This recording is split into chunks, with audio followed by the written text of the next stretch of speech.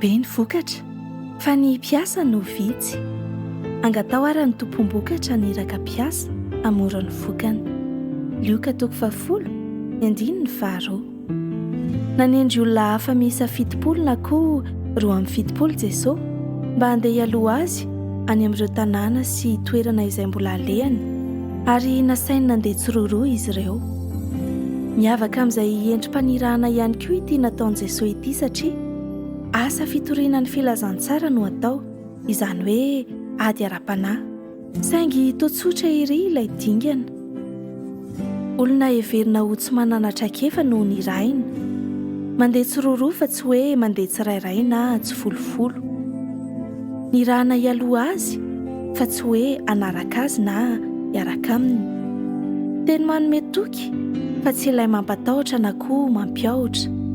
Be ny vokatra, amory ny vokany.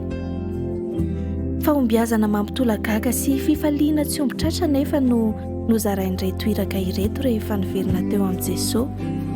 Zava-dehibe araka izany ny manaiky irahina, ny miray saina, ny miankina amin'ilay naniraka dia ny tompo, ny mifikitra amin'ny teny fanomezan-toky ambaran'ny tenin'Andriamanitra. Tompo, manaiky ho irakao aho sy ankatoy ny teninao. Amen.